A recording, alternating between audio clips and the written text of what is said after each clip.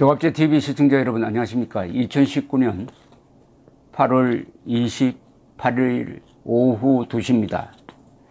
내일 대법원이 박근혜, 이재용, 최순실 세 피고인에 대한 재판을 종료하는 최종 선고를 합니다. 최종 선고. 파기환송일 경우에는 최종 선고가 안 됩니다만은 어쨌든 최종적 판단이 내일 내려집니다. 문제가 되고 있는 것은 박근혜 전 대통령이죠.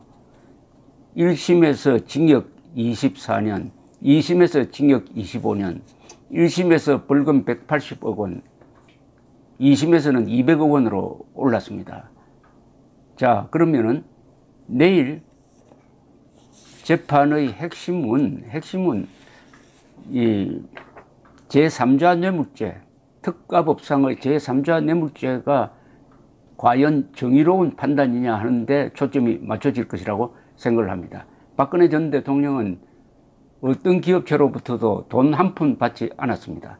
그런데 검찰과 법원은 박근혜 전 대통령이 영향력을 행사해 가지고 기업이 미르재단, K스포츠재단을 만드는데 출연한 돈 등을 이것을 일종의 뇌물로 규정을 했습니다. 제3자 뇌물이라는 겁니다. 최순실 씨가 받은 경제적 이득이 바로 박근혜 전 대통령이 받은 것과 같다. 경제 공동체다. 이런 개념이었습니다.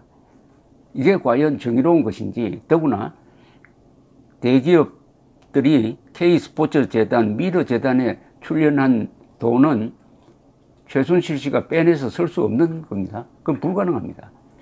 그러면 이게 과연 징역 25년에 맞는 거냐 하는 게 내일 최종 판단을 본 다음에 국민들이 아마 마음으로 또 다른 판단을 할 것이라고 생각합니다. 내일 박근혜 전 대통령을 심판하는 사람이 언젠가는 또 다른 심판대에 올라가게 될 것입니다.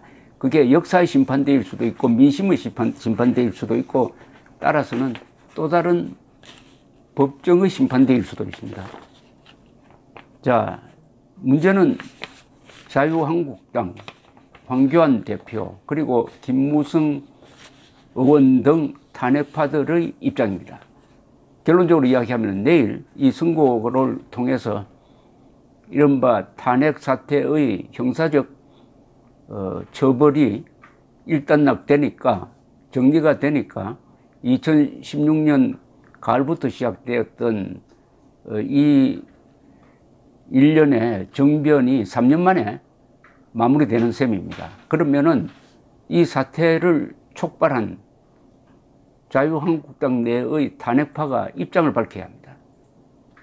그리고 황교안 대표는 당시에 국무총리였고 권한대행을 했습니다. 6개월 동안.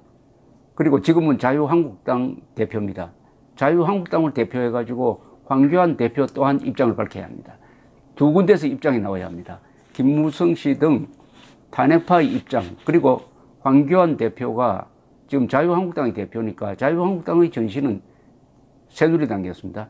새누리당의 대통령 후보가 박근혜 씨였어요.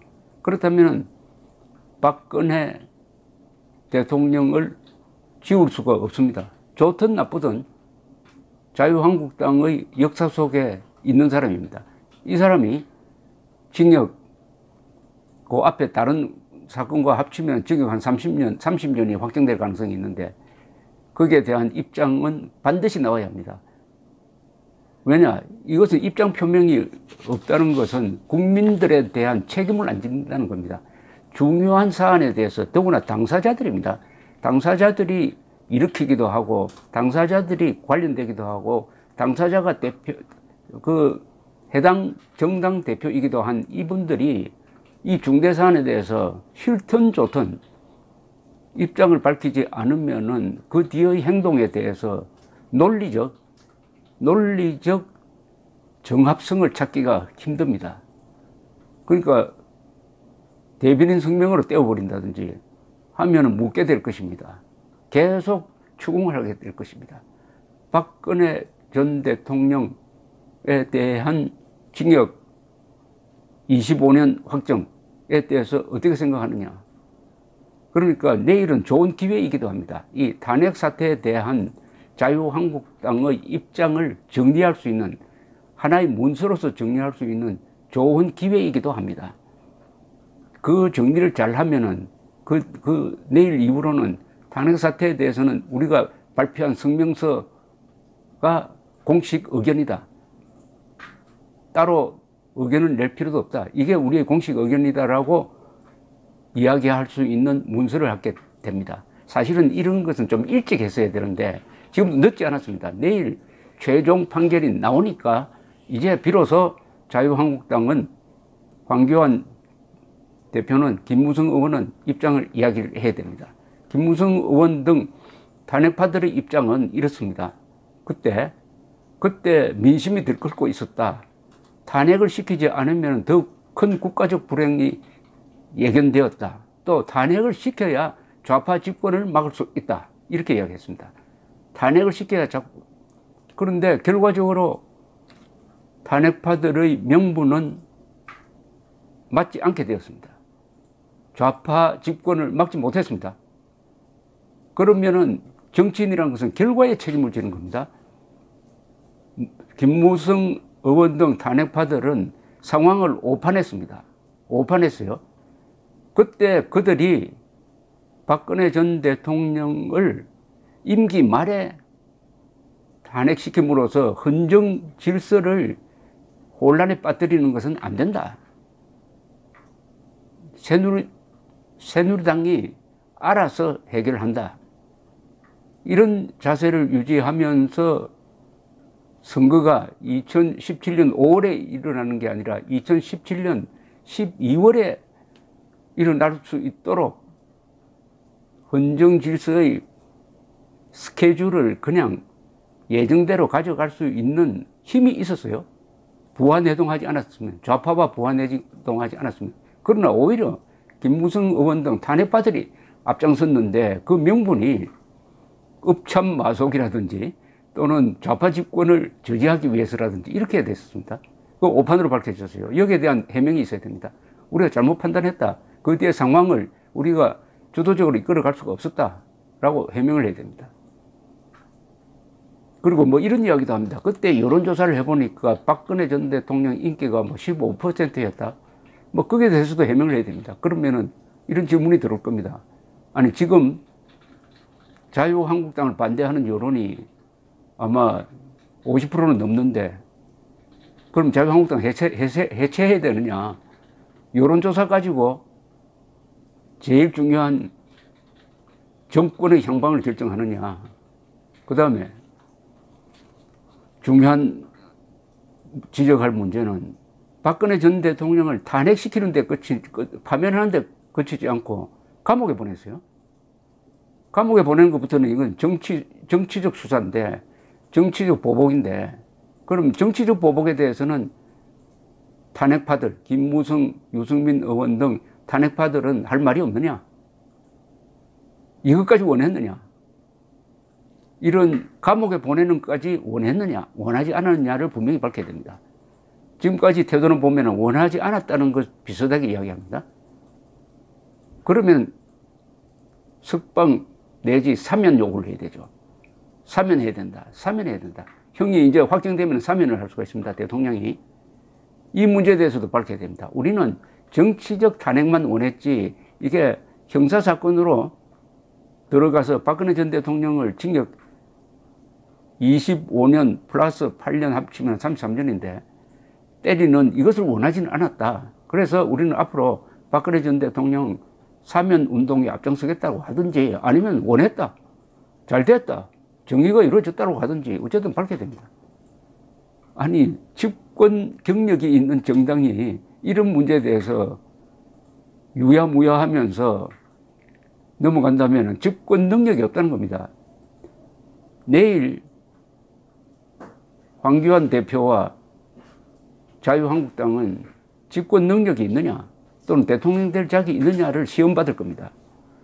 이런 사안에 대해서 정리된 문서 하나 쓸 수 없다면은 이런 세력은 정권을 잡아봤자 또 좌익들한테 휘둘려 가지고 중간에 임기도 채우지 못하고 무너질 가능성이 훨씬 높습니다. 정리를 해야 됩니다. 저는 이런 정리가 일찍 이루어졌어야 되고, 황교안 대표가 된 이후에 시간이 좀 있었습니다. 그 시기에 빨리 역사 문제를 정리를 했어야죠. 역사 문제가 정리가 되지 않으니까 아직도 탄핵 가지고 시비거리가 되는데 왜 이걸 정리를 못합니까? 당내의 토론을 통해서 정리할 수가 있었습니다. 그 정리는 어떤 식으로 했었어야 되느냐? 사실에 부합되게 했어야죠. 박근혜 전 대통령의 실수도 인정했어야죠. 특히 2016년 4월 총선 공천 과정에서 잘못되었다.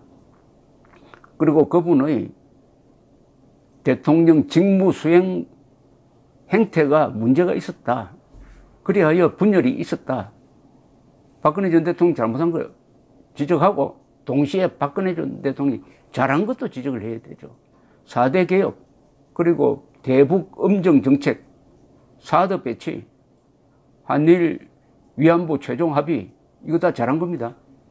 비정상의 정상화라는 국정 목표도 잘 된 것이었어요.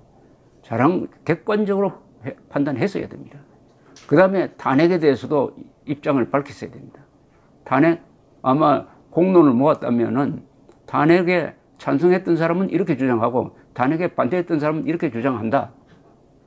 그 양론을 그냥 쓰고, 그러나 공이 박근혜 전 대통령에 대한 형사소추,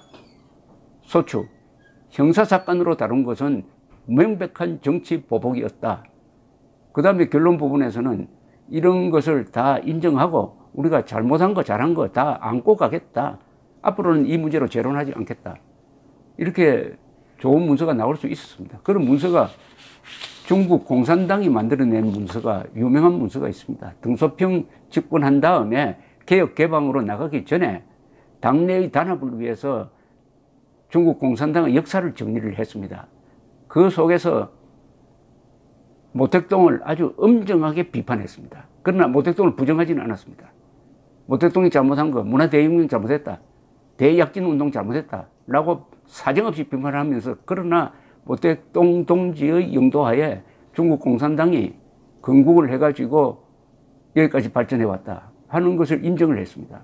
3대 7쯤 되죠. 0, 7, 과 3 정도로. 그래야 모택동을 부정하지 않았기 때문에 등소평의 개혁 개방 노선이 당내에서 도전을 받지 않았습니다. 그때 만약 등소평이 모택동을 부정을 했더라면 개혁 개방 불가능했을 겁니다. 모택동 세력이 강하게 남아 있었습니다. 마찬가지로 제가 황교안 대표한테 탄핵파를 배제하라든지 이런 이야기를 하지 않습니다. 탄핵파의 역할, 탄핵 반대파의 역할을 다 아우르면서 그것을 보다 큰 대의명분으로 듣고 앞으로 나아갈 수 있는 그런 고민이 서린 문서를 만들었어야 했습니다. 앞으로 자유한국당이 나아가야 할 것은 당명에 적힌 대로 자유를 지키고 한국을 지키고 자유통일을 이루는 거 아니겠습니까? 자유통일 세력 아닙니까? 그리고 한국의 좌파들은 상당수가 적화통일 세력 아닙니까? 그러려면은 박근혜 문제, 탄핵 문제에 대한 정리가 이루어지지 않으면은 절대로 앞으로 나아갈 수가 없고, 이렇게 되면은 박근혜 전 대통령이라는 존재가 통합의 상징이 아니라 분열의 상징으로 만들 수도 있으니까 박근혜 전 대통령에게도 불행한 일이고, 반드시 늦었다고 생각하지 말고 황교안 대표와 김무성 의원 등의 입장 표명을 저는 기대합니다. 되든 안 되든 저는 기록으로 남겨놓기 위해서 이 발언을 합니다. 감사합니다.